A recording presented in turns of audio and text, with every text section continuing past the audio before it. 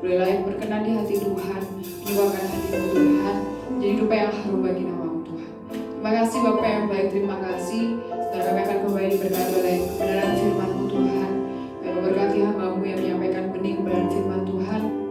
Bila setiap firman yang disampaikan berasal dari Tuhan, merupakan isi ungkapan hati Tuhan yang ingin Kau sampaikan bagi setiap kami pada pagi hari ini Tuhan. Berbicara kepada kami Tuhan, Kau siapkan tanah hati kami yang terbaik, untuk kami boleh taburi benih kebenaran firman-Mu. Biar kami boleh menjadi pelaku-pelaku firman-Mu Tuhan. Terima kasih Bapa, siap mendengar firman-Mu.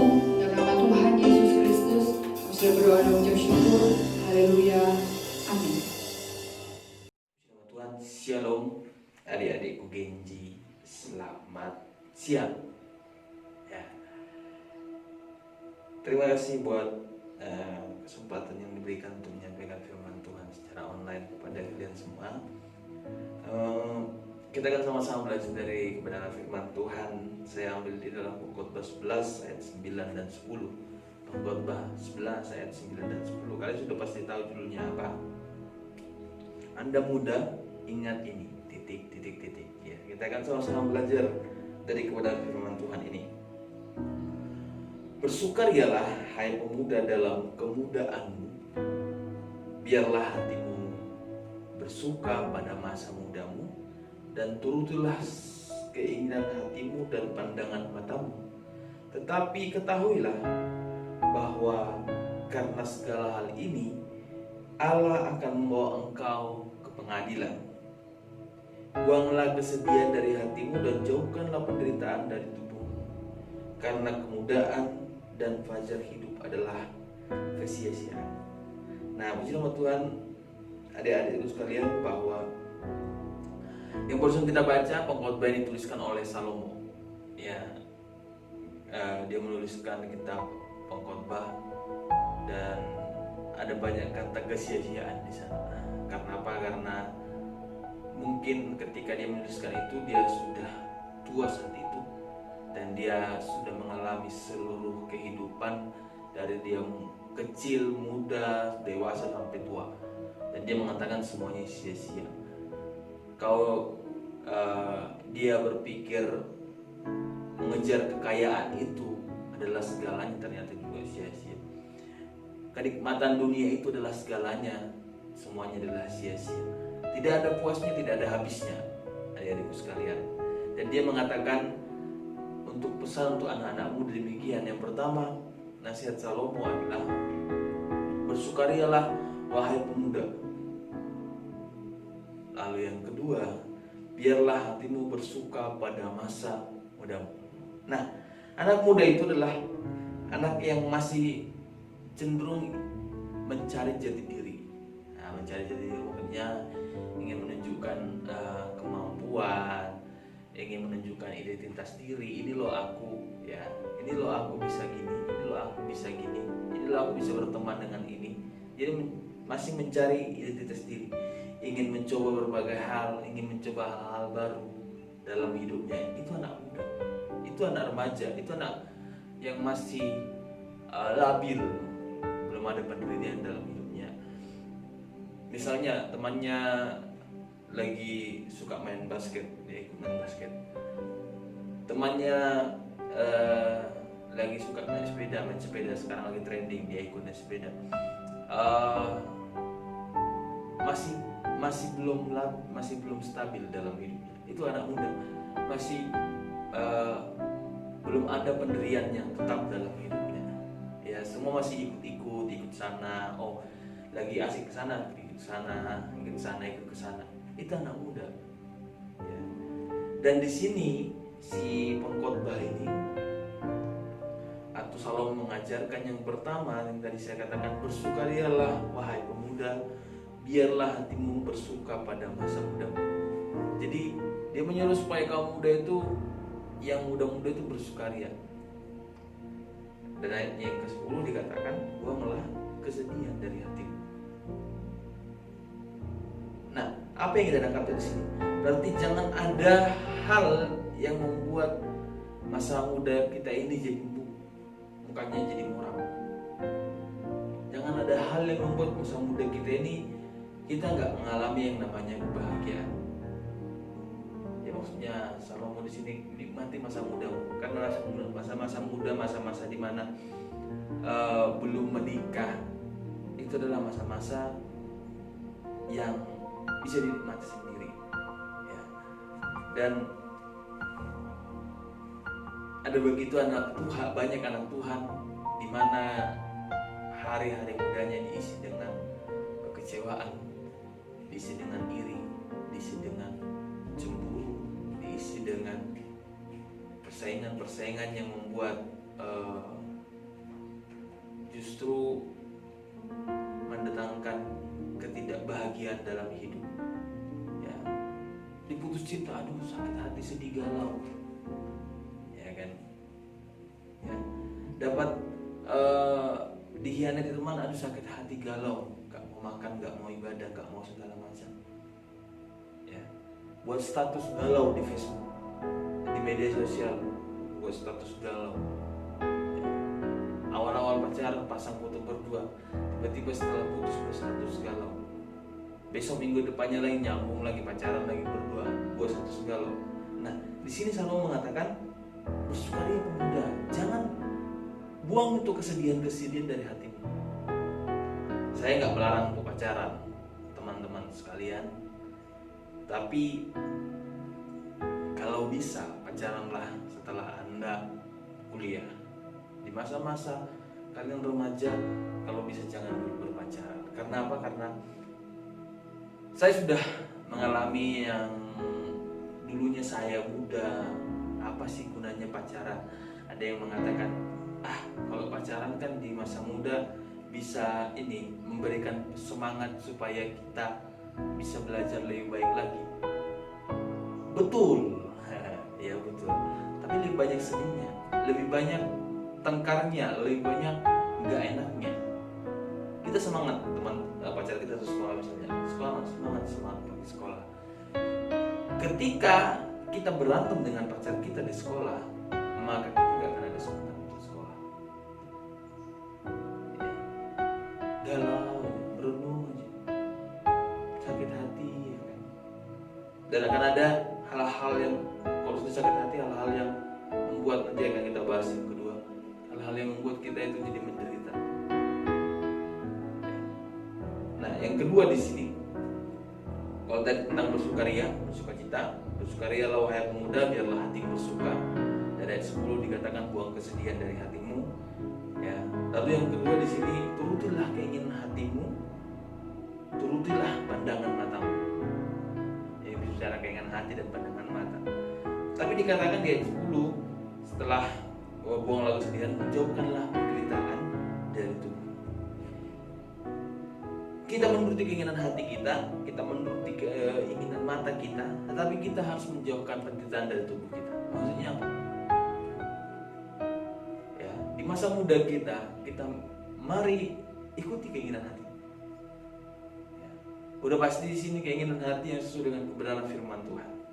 Kamu anak Tuhan, kamu ibadah ke gereja setiap hari Minggu, kamu melayani di gereja, berarti keinginan mata dan keinginan hatimu sesuai dengan kebenaran firman Tuhan.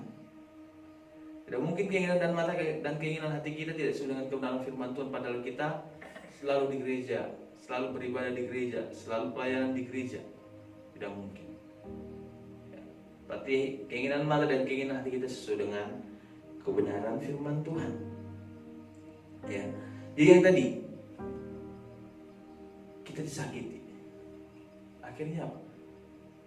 Kita sedih. Padahal dikatakan tadi buang kesedihan. Kita sedih.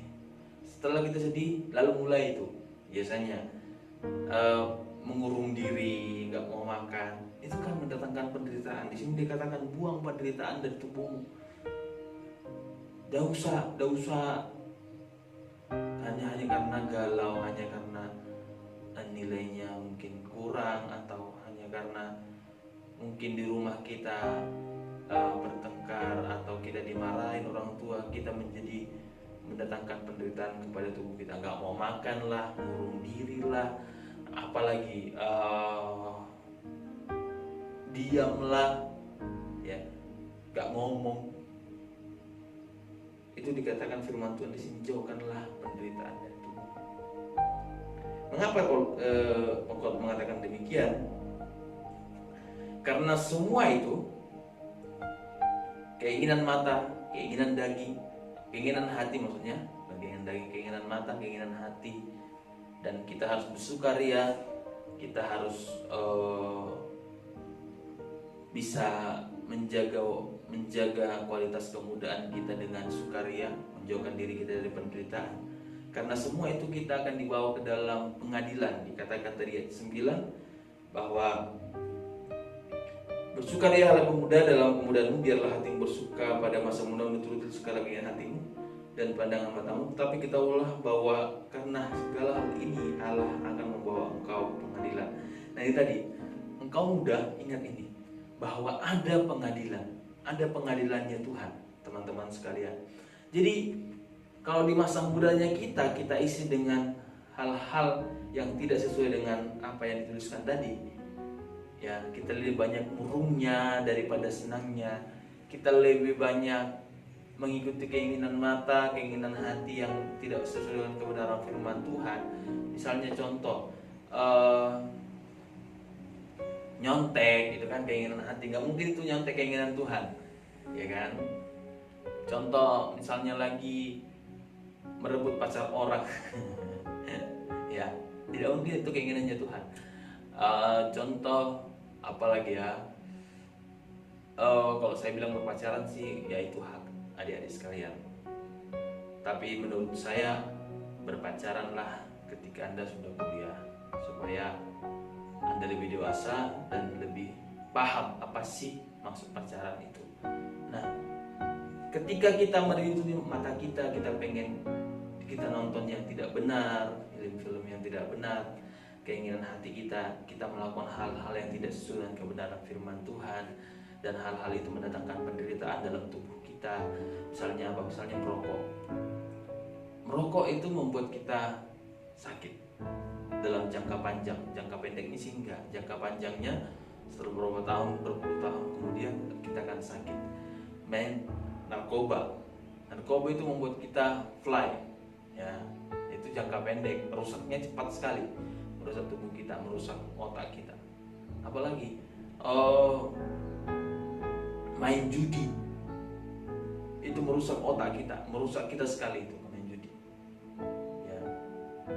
Berarti keinginan mata dan keinginan hati di sini adalah keinginan mata dan keinginan hati yang sesuai dengan kebenaran firman Tuhan, sesuai dengan Alkitab. Supaya apa? Supaya kita tidak mendatangkan penderitaan dalam hidup kita. Karena kalau kita sudah merokok masih muda, kita di masa SMP, SMA kita sudah merokok, maka yakin dan percayalah penderitaan itu akan datang secepatnya. Main judi juga, minum minuman alkohol juga, dan lain sebagainya. Jauhi semua itu. Di sini dikatakan nikmati masa mudamu, tapi ingat ini, ya, ingat ini, ada penghakiman nanti, di mana kita harus mempertanggungjawabkan perbuatan kita di hadapan Tuhan. Kita harus mempertanggungjawabkan, oh masa mudanya kamu gini, masa mudanya kamu gini. Kita bertanggungjawabkan di hadapan Tuhan, adik-adik sekalian. Jadi jangan pernah mencoba hal-hal yang tidak sesuai dengan kebenaran firman Tuhan. Ini harus diingat, ya, harus diingat. Jangan pernah mencoba hal yang tidak sesuai dengan kebenaran firman Tuhan. Jadi keinginan mata dan keinginan hati kita adalah sesuai dengan kebenaran firman Tuhan. Aku ingin pelayanan, ya, kita lihat orang pelayan, aku pengen pelayanan, gitu. Kita lihat orang penyembahan, aku pengen penyembahan, ya. Jadi labilnya biarlah di kesukaan masa muda kita itu, bersukaria itu biarlah di gereja, biarlah dalam pelayanan. Kita lihat, oh dia WL, aku pengen jadi WL, belajar jadi WL, belajar. Oh main musik, aku pengen main musik, pelayanan, aku belajar main musik. Soundman, aku pengen jadi soundman, coba belajar soundman, searching. Multimedia, aku pengen tuh pegang kamera, belajar, begitu. Jadi hal-hal yang sesuai dengan kebenaran firman Tuhan itu yang seharusnya anak muda ikutin, ya. Karena hal itu nanti akan dibawa ke penghakiman, akan dihakimi. Oh waktu mudanya kamu, oh iya pelayanan, Oh iya, dia nggak pernah sedih waktu mudanya. Dia selalu bersukaria. Oh iya, kan akan dibuka nanti buku kehidupan. Oh iya, dia pelayanan loh. Oh dia sampai les, sampai gini. Oh itu pelayanan semua. Oh iya. Senang. Oh daripada wah mudanya sudah merokok ini, waduh. Wah udah main narkoba lagi. Wah sudah mau mabukan lah. Pertanggungjawaban.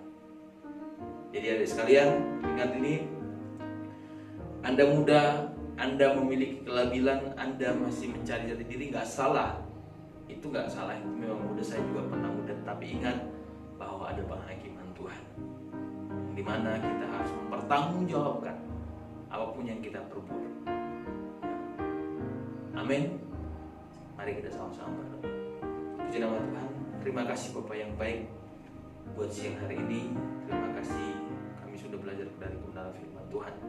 Tuhan memberkati anak-anak Genji yang sudah mendengarkan kebenaran firman Tuhan, agar kami bisa menjaga hati kami, menjaga keinginan mata kami, agar apa yang keluar dari kehidupan kami adalah sesuai dengan kebenaran firman Tuhan. Kami masih muda Tuhan, kami bisa salah, kami masih mau mencoba hal yang baru, tapi biarlah kebenaran firman Tuhan menjadi penuntun dalam kehidupan kami, sehingga ketika di pengadilan-Mu kelak Tuhan, kami mempertanggungjawabkan apa yang benar di hadapan Tuhan, bukan apa yang salah di hadapan Tuhan. Terima kasih, berkati anak-anak remaja Genji ini, Tuhan berikan hikmat, kepintaran dalam setiap studi mereka. Tuhan memberkati orang tua mereka, biar orang tua mereka dengan sehat, dengan segala berkat-berkat Tuhan, membesarkan anak-anak remaja-Mu, menyekolahkan mereka sampai ke jenjang yang tinggi. Terima kasih Bapak yang baik, terima kasih Tuhan, di dalam nama Tuhan Yesus Kristus kami telah berdoa dan bersyukur. Haleluya, amin. Tuhan memberkati.